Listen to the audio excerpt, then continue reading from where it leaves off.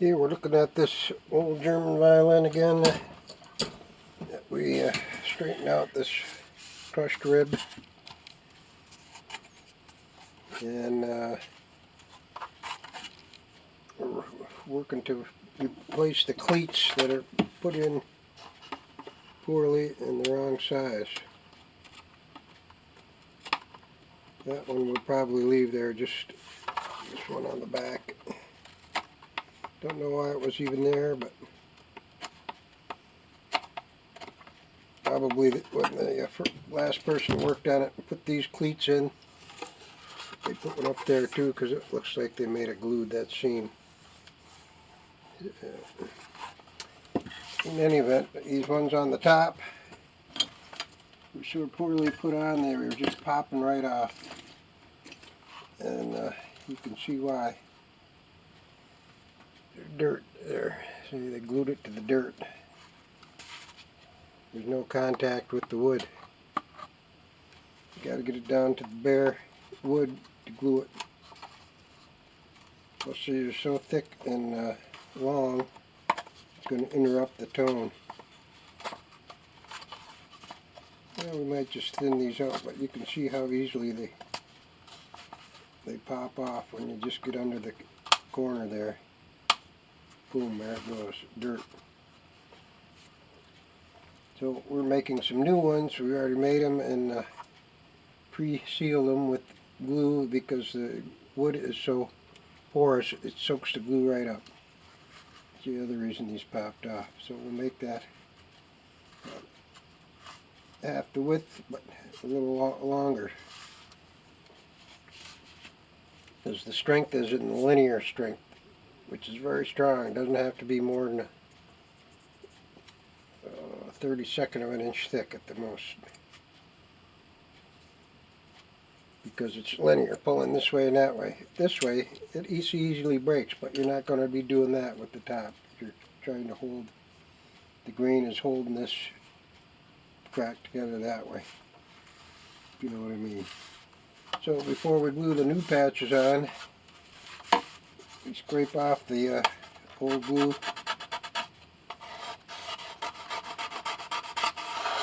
And dirt.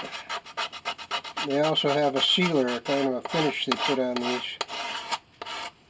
We'll get past that if you want good adhesion. And this is where we soaked it with water, where the sound post is going to go. Make that nice and smooth. After it was damaged by a sound post that was either too long or did not fit right. Now look at that. There it is. Gluing dirt to the glue. Pops right out. So that's not really doing much.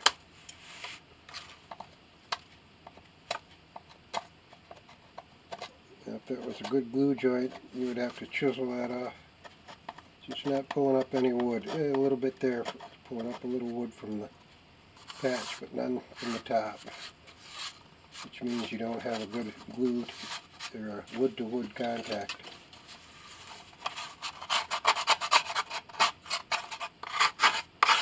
Now I'll need my smaller scraper to get that scraped out properly in the middle.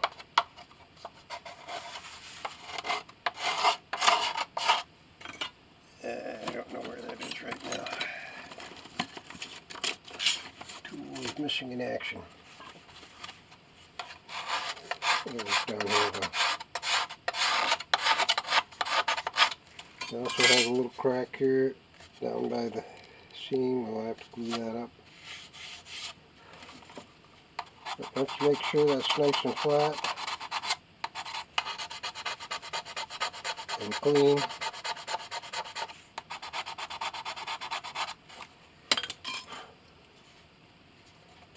And we'll just stick one up here and one down here.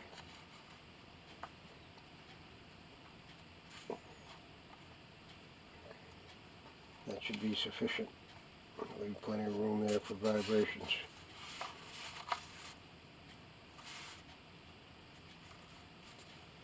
Yeah, it's hard to see the crack once you clean it up, but it looks like it's right there.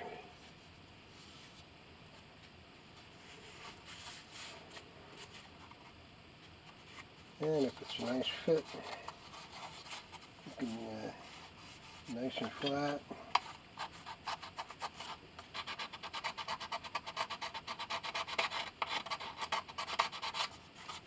You can use a vacuum clamp, which means you put the glue on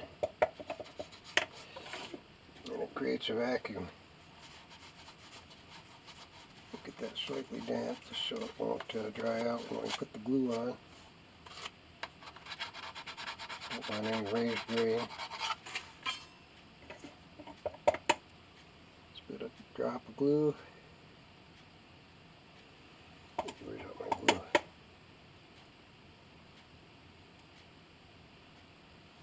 Yeah, that's all you need.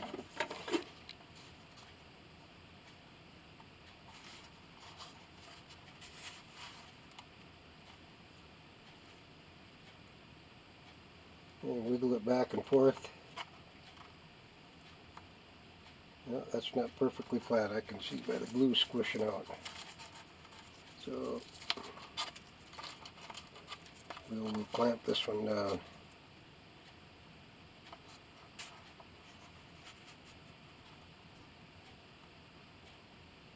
Yeah, it's pretty tight fit. Pretty tight. So it doesn't need a whole lot of clamping. I'll use a gravity clamp on it. No, maybe not. That's kind of a small area. Close to the edge.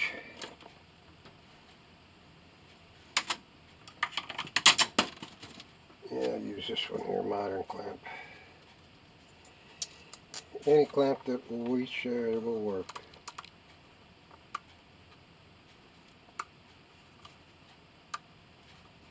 There we go.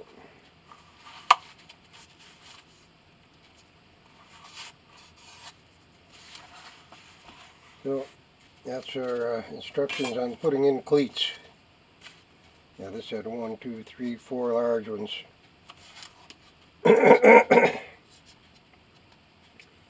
I think you only need 3. Crack. Its sound post is kind of right in the middle of that crack, so we'll put 1, 2, 3.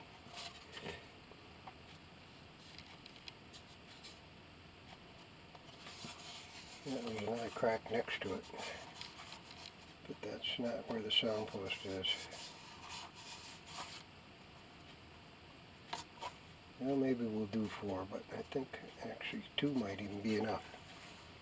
It's critical to be tight though around the sound post, so 1 on each side.